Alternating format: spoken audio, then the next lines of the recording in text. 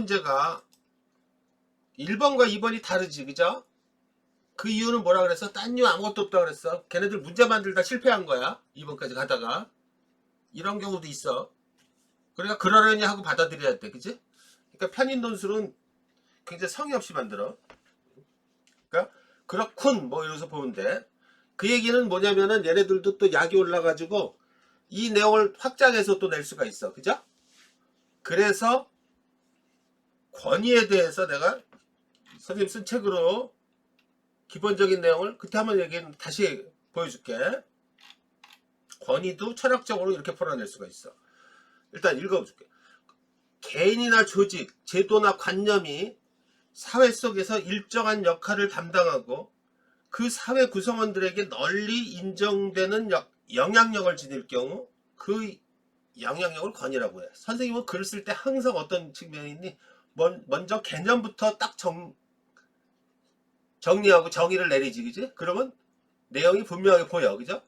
그런 다음에 철학자들의 생각은 어떤지 그 관점을 찾아보면은 그런 방향으로 연장되면은 그게 출제자야. 문제로 만들어지는 거지. 따라서 권위는 이것을 느끼고 인정하는 데서 성립하는 정신적인 그 무엇이라고 할 수 있겠지. 그래서 권위의 궁극의 근거는 사람의 마음, 즉 사람들의 승인에 있단 말이야. 그러니까 이게 웃기는 거야. 되게 어떤 사람이 권위적이다 그러면은 내가 권위적이라고 자꾸 난 권위 있는 사람이라고 본인이 앞만 우겨봤자 필요 없어, 그죠? 타인들이 그걸 인정하고 받아들여야 되는 거야, 그죠? 그런 욕구는 두 가지 측면으로 갈라지. 사회적인 인정 욕구와 그거를 받아들이는 사람들의 어떤 태도, 이거에 달려있는 거라. 그게 서로 상호작용을 해야 된단 말이지. 그래서 이를 지지하는 인간 집단에 따라서 여러 권위가 존재해. 또 어떤 사람에게는 인정되는 권위가 다른 사람에게는 통용되지 않는 때도 있지, 그죠? 일반적으로 저런 것들이 있지. 그 의사 같은 권위 있는 사람들이 말하는 거, 하얀 거짓말, 다주 숨 넘어가는데도 잘 될 겁니다. 뭐 어쩌고 저쩌고 그걸 또 믿고 받아들이려 그러고 뭐 그런 것들도 그 권위에서 비롯되는 거야, 그런 것들은. 그 전문성에 기댄. 그렇더라도 권위는 어느 집단 내의 다수의 승인이나 복종에 의할 때 비로소 이름에 걸맞은 권위가 되는 거죠. 권위는 임으로 생겨나는 것이 아니다. 권위는 생산 양식에 의해 규정된다. 이게 무슨 말일까? 이게 누가 한 말이야? 생산 양식에? 마르크스가 한 얘기지, 그죠? 물질적인 거에 의해서 많이 규정돼. 역사적으로 볼 때 이 생산 양식은 물질적인 것도 있고 정신적인 것도 있죠, 그죠? 정신적인 거를 상부 구조라고 그러고 물질적인 걸 하부 구조라고 그래서 법, 제도 이런 것들은 정신적인 권위 뒷받침한 생산 양식이고 금전 뭐 이런 것들은 물질적인 거고 역사적으로 볼 때 각 시대의 생산 양식 차이에 따라서 특유의 권위가 성립하며 권위의 교체나 변천도 나타난다. 봉건 시대의 도덕적 정치적 권위가 근대 자본주의 시대에 들어와 부정되면서 새로운 권위가 나타났지, 그죠? 대표적인 게 뭐야? 물적 권위. 돈을 바탕으로 한 돈이 권위를 만드는 거야, 그죠? 지식이 권위를 만들고 권력이 되고 이런 거야. 정치학, 사회학에서 권위는 사회학에서 많이 정치학이 사회학에서 많이 논의가 돼. 대표적인 게 막스 베버. 그분이 권위에 대해서는 아주 정통한 분이죠. 권력 사용의 적법성 혹은 비적법성을 지칭한다. 만일 특수한 권력이 적법하다고 인정되고 권위를 가지고 있다면 우리는 강압이나 위협이 없어도 그런 권력의 요구에 순응한다. 그래서 여러분들이 국가는 어떤 거 한마디로 합법적으로 폭력을 사용할 권위를 부여받은 체계란 말이야, 그죠? 국가 그걸 공권력이라 그러잖아, 그죠? 사회 유지를 위해서.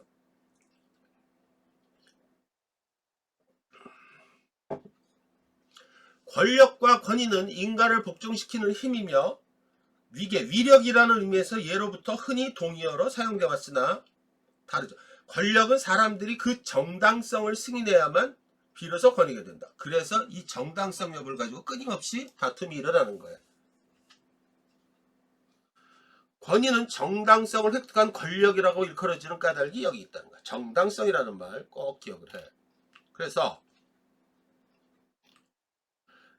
배번은 이게 연세대에 나왔던 거야. 이번 문제였나? 하여튼 연세대에 나왔던 거야.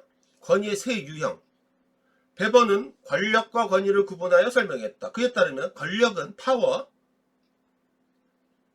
타인의 의사에 상관없이 그들의 행동을 자신의 의지대로 통제할 수 있는 힘을 말하는 거고, 권위, authority는 공적으로 인정되는 특별한 형태의 힘이라는 거야. 공적이란 말, 그죠? 사적인 건 권위라고 할 수 없고, 복종 또는 순응을 정당화하는 지배력을 말한다. 그는 권력이 정당성을 갖기 위해서는 권위가 필요하다는 거야. 안 그러면 폭력이 되는 거야. 폭제가 되는 거야. 배버에 따르면 권위에는 세 가지: 전통적 권위, 합리적 또는 합법적 권위, 그리고 전문적인 카리스마적 권위의 세 가지 유형이 있다. 전통적 권위란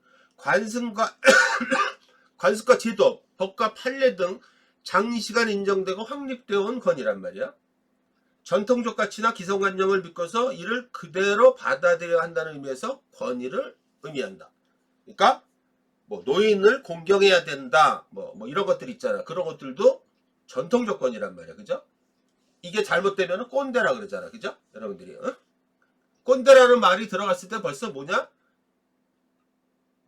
어떤 세대가 이 권위를 받아들이지 않겠다는 의지가 되게 강하잖아. 속내가. 그죠? 합리적, 합법적 권위는 법률의 범위 내에서 권위를 집행하는 경우를 가리키며, 국가는 법적 필요성이라는 외양을 갖추고서 폭력의 행사를 최소함으로써 자신의 권위를 인정받아야 한다는 사실을 의존한다. 가장 높은 단위인 카리스마적 권위는 개인의 뛰어난 리더십이나 비범한 능력, 운명이나 신 같은 초자연적인 힘, 이런 데서 나오는 권위로 비일상적인 사건을 실현할 수 있는 초월적인 힘, 뭔가 막 이런 것들 있잖아요. 그죠? 발휘함으로써 노출된다. 배번은 이 세 가지 형태의 권위는 계층적 발전 순서로 나타난다고 봤다. 국가는 카리스마적 권위에서 옛날 신격사회 이런 거 보면 알게, 종교를 위한 전통적 권위로 발전하고 마침내 현대 자유민주주의 특징인 합리적, 합법적 권위의 상태에 도달한다고 보았다. 국가가 그렇게 발전한다는 거야. 그죠? 가다마라는 독일의 철학자가 있어요. 선입견을 얘기해. 권위는 선입견에 대한 선입견을 깨는 것이다. 다 이게 선생님 적인 거예요. 선입견에 대한 선입견을 깨는 거예요. 이게 무슨 말인가가 짧은 걸로 좀 설명하니까, 가다마는 권위를 배척하려는 사고에 반대하면서, 오히려 권위는 우리 굉장히 꺼리고 막 그러잖아. 나쁜 거로 보고. 그게 아니라 권위를 새로운 진리를 획득하기 위한 원천으로 자리매김했다. 선이해라는 말을 썼어요.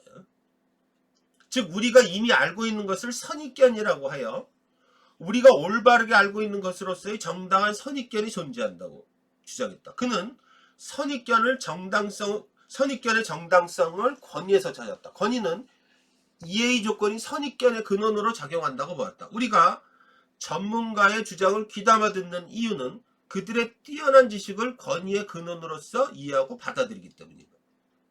법률가, 의사 이런 사람들이 말하는 것들, 그죠?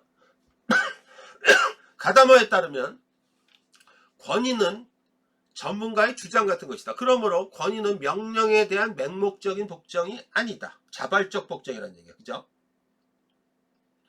그러니까 선생도 여러분들한테도 마찬가지로 내가 어줍지 않게 가르치지만은 내가 여러분한테 막 터무니없는 거를 막 강제하고 그러면은 여러분들은 알겠다고 따라 하지만은 학교 같은 데서 많이 벌어지지? 그게 자발적인 복종이 아니잖아. 아, 저 사람은 정말 저 사람 말은 뒤담아 들을 만해.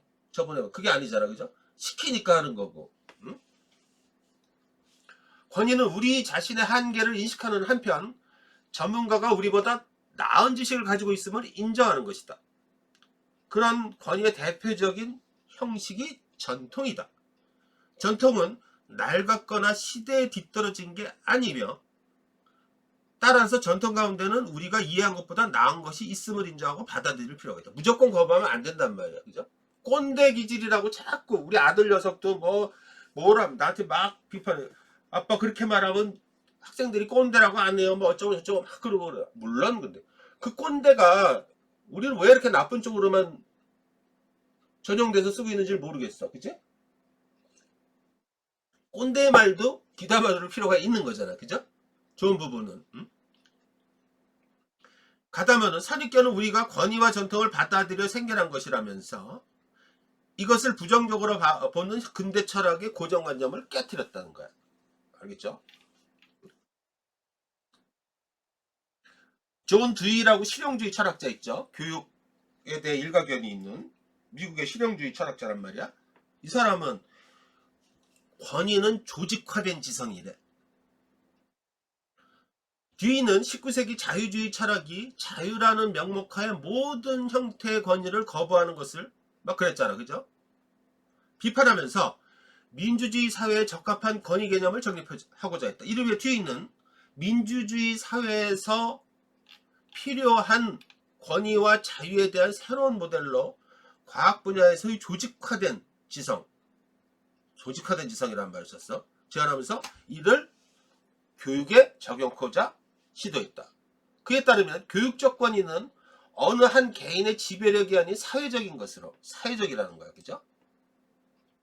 교사와 학생 개개인은 학급 공동의 활동에 참여하며 질서를 세우는 데 주도적 역할을 담당한다. 교육에서 효과적 권위는 학교나 교실이라는 사회를 배경으로 교사와 학생 간의 상호성을 따라서, 그죠? 일방적이면 안 된다는 거야. 수행되어야 한다는 점에서 사회적 지배, 즉 권위의 원리는 개인적 자유의 원리를 반드시 제한하는 것이 아니라는 거야. 그에 따르면 학교에서 비록 교사의 권위가 전통적인 교육색에서 학교에서는 분명히 드러나지 않는다. 그러함에도 교사는 학생의 진정한 성장을 위한 교육적 환경과 경험을 제공하는 중요한 역할을 하며 학생이 유능한 민주사회의 구성원으로 자랄 수 있도록 지도하는 실질적인 힘을 가지고 있다. 조직화된 지성이 곧 권위라고 생각한 거란 말이야. 알겠지? 그죠? 중요한 거는 이 아렌트 뒤에 아렌트의 한나 아렌트라고 알죠? 응? 이분은 공적인 거, 공론장, 권위 이런 쪽으로 아주 파헤친 철학자지. 여성 철학자죠. 처음에 기자였어. 응? 그 아이만의 만행을 세계적인 전범 재판을 보면서 거기에 대해서 책을 쓴 게 악의 평범성이죠. 그죠? 예루살렘의 아이만. 이게 연세대에서 나왔던 지문이고 문제였단 말이야. 권위는 인간, 그러니까 굉장히 이 사람들은 다 뭐야? 유택의 철학자들이야. 그죠? 홀로코스트를 겪은 사람들이란 말이야. 그러니까 굉장히 그 시대적인 비판의식이 굉장히 강한 사람이야. 이것을 총칭해서 비판 철학이라 그래. 이게 미국으로 건너가서 분석 철학, 지금의 과학 철학, 정치 철학 이쪽으로 막 발전하는 거란 말이야. 알겠죠? 그죠? 아렌트는 그러니까 미국에 있는 유택의 철학자야. 권위란 인간관계를 규제하는 기능을 한다고 보았다. 권위는 항상 복종을 요구하기 때문에 일반적으로 특정 형태의 권력이나 폭력으로 오인된다. 그래서 권위는 이를테면 앞에 선 고개를 끄덕여주고 돌아서면 신경 쓰지 않는 이중성을 유발한다는 거예요. 맞죠? 그녀는 공동체 안에서 권위자와 지지자 사이에 건강한 권력관계가 형성되지 않으면은 인간의 정치 영역 자체가 위태로울 수 있다고 주장했다. 나중에 설명할 거야. 이거 굉장히 중요한 아렌트의 사상은 이게 많이 나오더라고요. 요새. 권위는 폭력처럼 타도해야 할 문제라기보다는 건강하게 바로 고추 세워야 하는 사안이라는 것이다. 그녀는 공론장에서 사람들이 서로 동등한 입장에서 발언하는 과정에서 구성되는 이 공적 권위, 다수에 의해서 만들어진 거니 통해서 정치 영역에서의 건강한 권력관계가 형성될 수 있다고 생각했어. 지금 이 공적 권위가 지금 막 무너지고 있잖아. 그죠? 개딸들 뭐 이러면서 지금 보면은 진영 논리에 막 휩쓸리고 그러고 있잖아. 이렇게 권위 하나만 가지고도 이런 많은 것들이 있는데 큰 것만 뽑아내면 이런 것들을 얘기를 하고 있어. 자, 이거를 염두에 두고선 한번 들여다볼까? 지문을. 왜 오늘 목이 이렇게 아프지?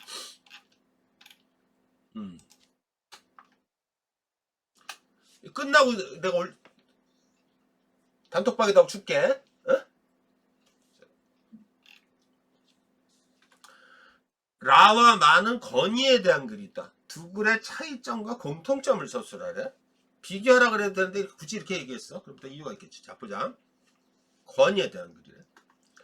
그들의 제자를 그들의 나이에 따라 다루라. 우선 그를 본래 있어야 할 위치에 있게 하라. 그리고 그 위치로부터 벗어나려고 시도하지 않게 그 자리에 꼭 붙잡아 두어라.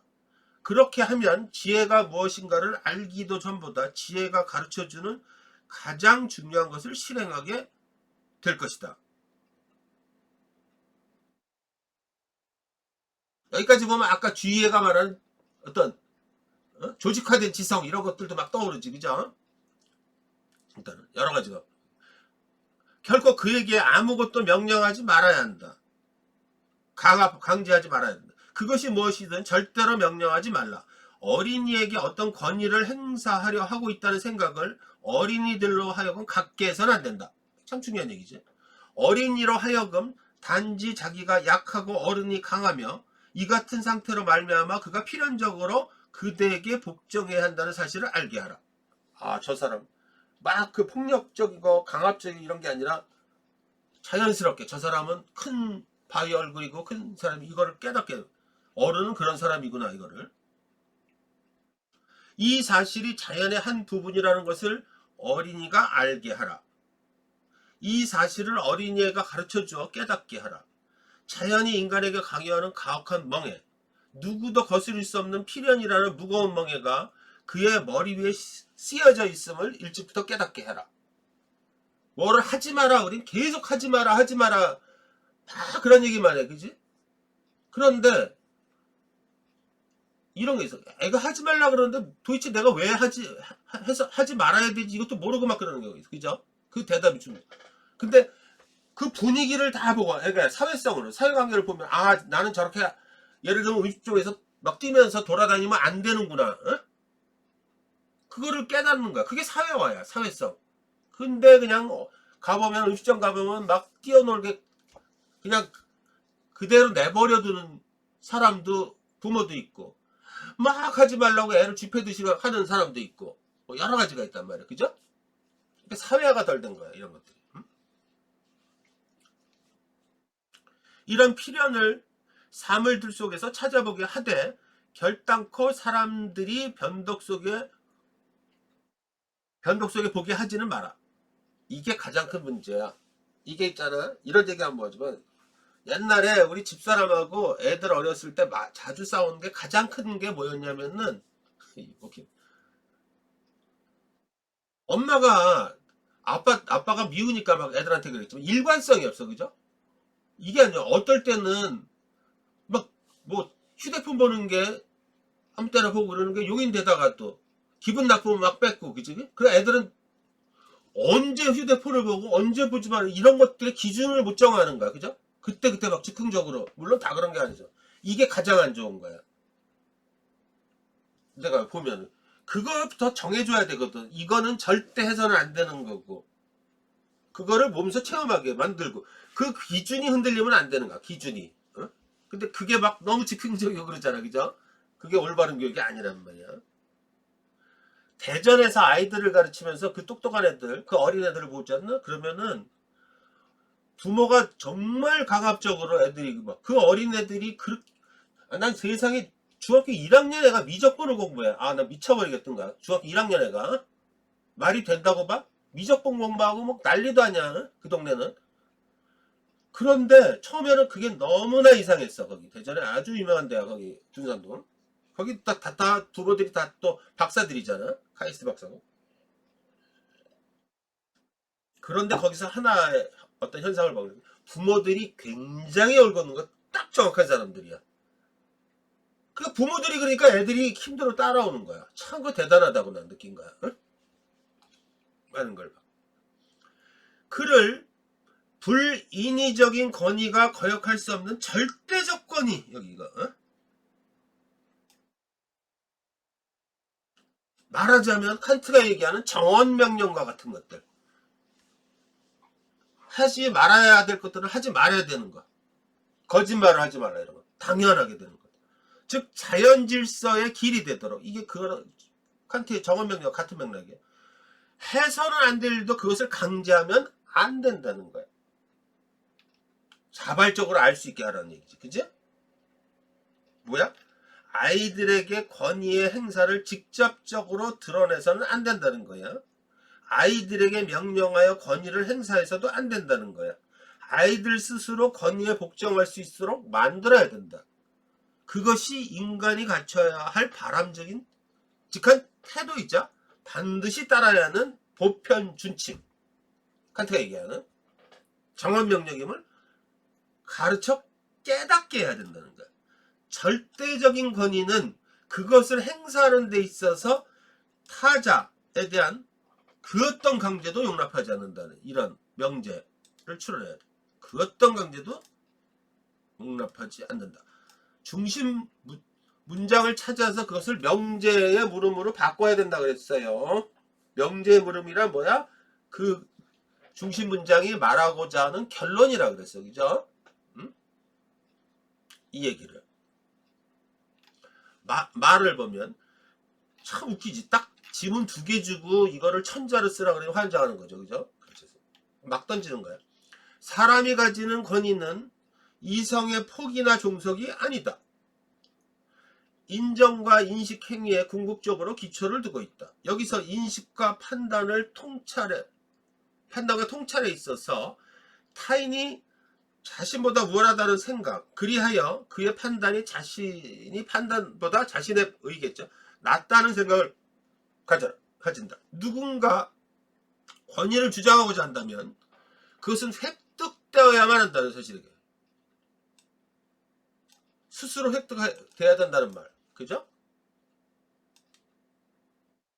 그냥 말로만 디립다 강제해서 된다는 게 아니라는 거예요. 원하는 인정의 기회. 인정 욕구란 말. 인정. 이런 말 빼먹었는데. 권위는 인정 욕구라는 거야.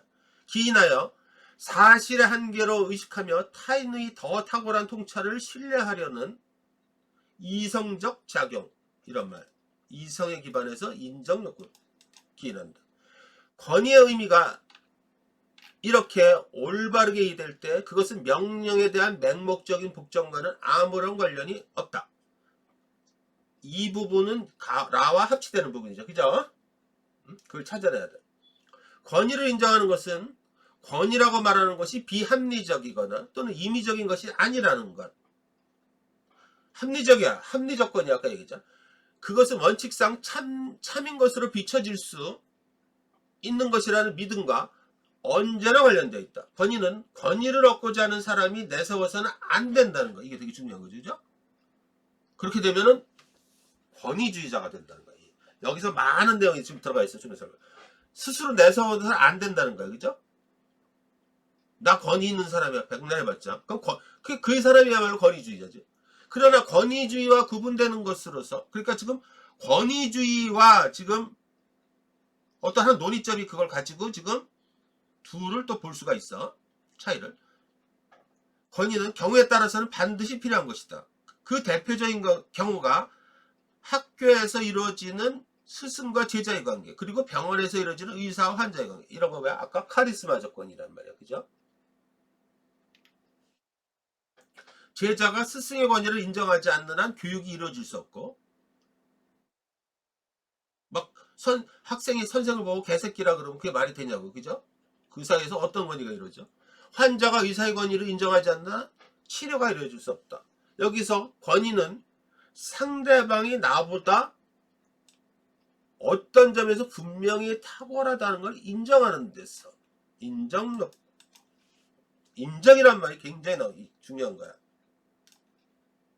이것을 한마디로 얘기하면 베버가 얘기한 카리스마 조건이야. 그죠? 카리스마가 있어야 되는 거야. 그죠?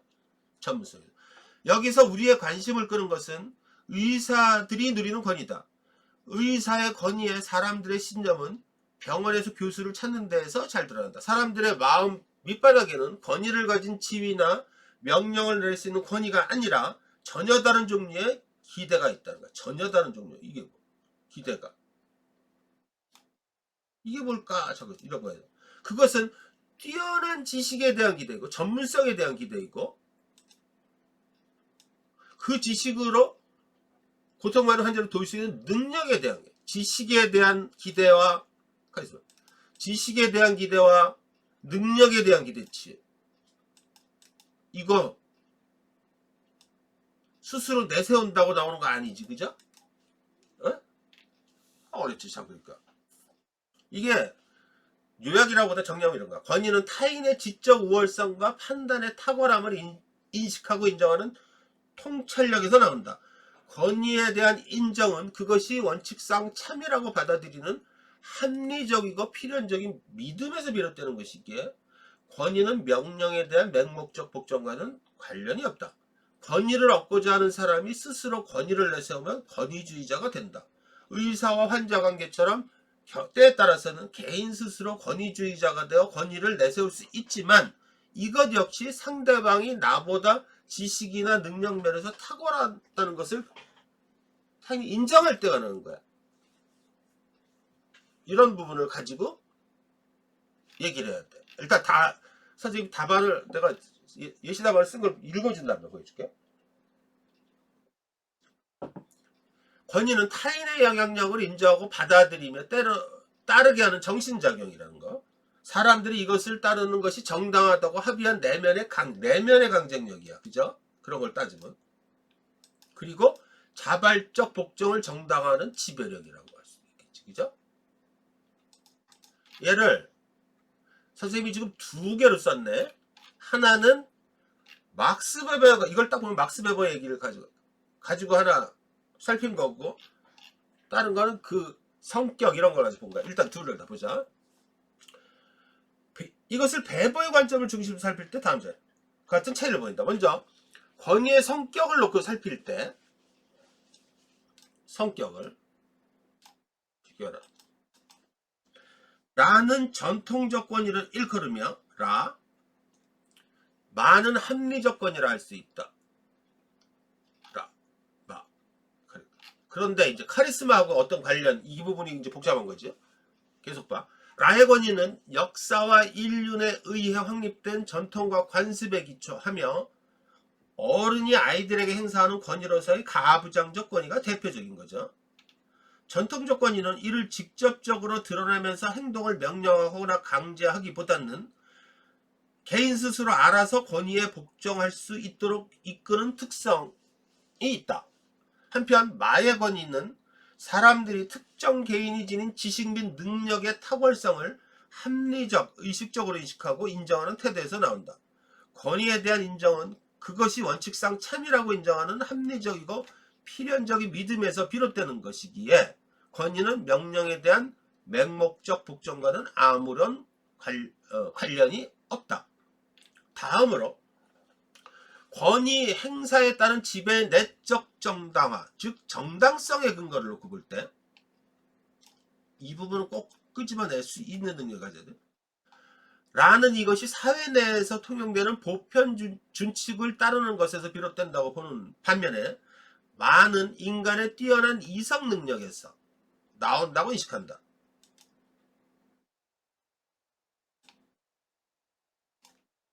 이렇게 정리를 하고 들어가면 여기도 이런 것들을 어떻게 정리를 하는지 잘 보란 말이야. 라의 전통적 권위는 그것의 행사와 관련하여 누구도 거스릴 수 없는 절대성을 지녀야 정당성을 인정받는다. 예를 들어 이럴 때 선생님이 있잖아. 이거 어떻게 써야 돼? 막 미치겠어 이러는 거 있잖아. 천자 이렇게. 예시, 인용, 상술이 되게 중요하다고 얘기를 했어. 그죠? 나중에 가르쳐 줄 거야. 그러면 믿어라. 지금 예시를 들어. 예를 들어. 꼭 기억을 해. 어른이 아이에게 권위를 직접 드러내기보다 행동으로 모범을 보일 때 아이들은 이러고 예시에다 인용까지 다 들어갔지. 지금 그치?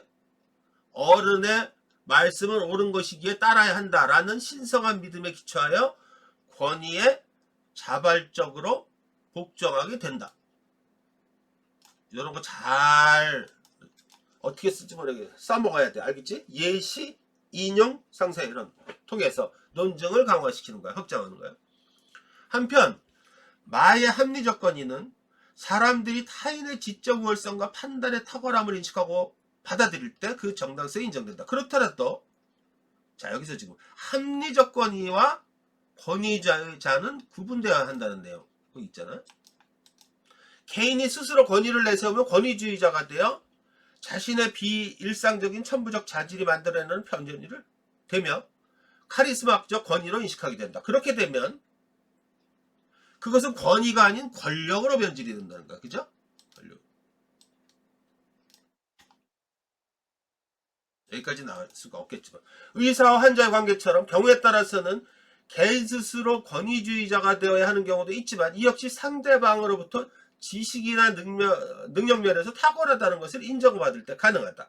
이때 사람들은 카리스마적 권위를 권력이 아닌 합법적 합리적 권위로서 받아들인다는 거예요. 써보면 장엄하지 그죠? 이런 내용도 지금 보면은 두 번째 거 한번 보자. 어떻게 해요?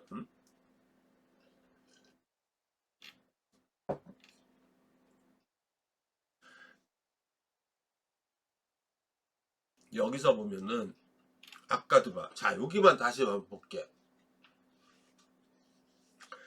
선생님 지금 이거를 아까 행동양식 지금 정당성의 근거를 놓고 보니까 오히려 접근하기가 이를테면 쉬운 거야. 그죠? 볼까? 라는 이것이 사회 내에서 통용되는 보편 준칙을 따르는 것에서 비롯된다고. 많은 인간의 뛰어난 이성 능력에서 지식에서 비롯된다. 라의 전통 권위는 그것의 행사와 관련하여 누구도 거스릴 수 없는 절대성을 지녀. 예를 들어서는 그 다음에 마의 한 권위는 지적 우월성, 판단의 탁월함을 인식하고 받아들일 때. 그래서 합리적 권위와 권위주의자는 구분되어야 된다. 잘못하면 권위가 합법적 권위가 아니라 비합법적인 거. 뭐야? 권력으로 편질될 수 있다는 내용. 그 부분을 그럼 이걸 어떻게 연결할까? 정당성의 근거를 잃었을 때 물어볼게. 정당성의 근거를 잃었을 때 라는 어떻게 변질되고 마는 라와 마가 어떻게 가는지를 봐야 되겠지. 그지? 라는 어떻게 돼? 대표적으로 정당성을 잃으면 그게 바로 권위주의자가 되는 거야. 그죠? 쓸데없이 꼰대짓하고. 그러면 마는 그 권위가 정당성을 잃었을 때 어떻게 돼? 이걸 생각을 해봐야 돼. 하나는 권위자로 되겠지만은 이게 뭐야? 권위의 폭력, 예를 들면 폭력으로 이루어지는 거지. 그죠? 맹목적인 강제. 그런 말을 밀고 들어가면 된단 말이야. 또는 정당성을 잃었을 때 어떻게 돼? 사회적 통념이 무너지는 거야. 그죠? 사이비 의사들 뭐 이런 것들 있잖아. 그죠? 사회를 불안하게 만드는 요인이 되는 거고 이런 쪽으로 자꾸 가야 되는 거야. 그게 이 권위가 카리스마가 이게 그 고려대에서 2012년인가 옛날에 거기서 나중에 보면 그 주제로 재밌는 게 나왔어. 정통과 이단에 대해서는 거기서 또 카리스마 태평천국에 나는 태평천국 이런 것들이 막 예로 나왔댔어. 정통성의 문제. 그죠? 그게 합리적인 권위로 인정을 못 받으면은 정통이 되는 거야. 근데 이게 그걸 인정 못 받으면 뭐돼? 아까 2단으로 흘러가고 뭐 이런 내용으로 막 들어가 있던 거야. 그런 내용이야. 알겠지? 그지? 그렇게 되면 어떻게 돼? 그래서 극도의 사회 혼란. 그러니까 권위주의자 카리스마적인 권위가 정당성을 잃으면 어떻게 될까? 사회적으로 가치관의 어떤 몰락, 가치관의 혼돈 이런 걸 가져오는 거야. 그죠? 체계에 대한 위험이 되는 거고. 그렇잖아. 지식이 막 왜곡되고 지식이 크리고 그러면 안 되는 거잖아. 그죠? 또 마찬가지로 합리성을 잃는 거고 뭐 이런 거야. 그러니까 그런 부분을 잘 얘기를 생각을 해서 연장을 해서 펼쳐내야 되는 거예요. 그런 묘미가 있는 거예요. 그러니까 뭐를 얘기하고 싶으냐면은 이건 또 왜? 우리의 그 논술은 있잖아. 선생님 보면 논술은 진짜 지겨울 정도로 거의 보면은 지금 여러분들이 뭐를 느껴야 되냐면은 뭐를 느껴야 되냐면은 권위든 권력이든 아까 뭐 무슨 행복이든 아까 첫 번째가 뭐였죠? 주제가? 첫 번째 근면이요. 어? 근면. 근면이든 뭐든 다 아까 형이상학적인 물음은 뭐라 그래? 개념의 학문이라고 그랬죠. 형이상학이라는 게 그죠? 또 개념에 대한 부분이야. 근데 그게 한번 생각을 해봐. 사랑, 죽음, 고통, 불안. 공통점은 뭐야? 인간이 인식에 대한 부분이야. 그죠? 이걸 어떻게 바라볼 것이냐? 이거를 예를 들면은 사랑이든 죽음이든 이걸 우리가 이성적으로 바라볼 것이냐? 또는 감성적으로 바라볼 것이냐? 뭐 이런 것들이란 말이야. 그 시각의 차이에 의해서도 일어나고. 그러니까 그런들을 나중에 이런 것들을 보면은 주제, 불안이든 고통이든 사랑이든 뭐 행복이든 뭐든 다 거의 내용들이 철학자들이 얘기하는 거 보면 그냥 일관돼. 어떤 관점에서 보는 게. 그죠? 그런 공통점. 왜? 인식을 하는 거에 차이의 부분이니까. 그런 것들이 보여져야 된단 말이야. 자연스럽게. 그러니까 아까 지금 권위에 대한 부분도 아까 선생님이 그래서 뭐라고 썼어?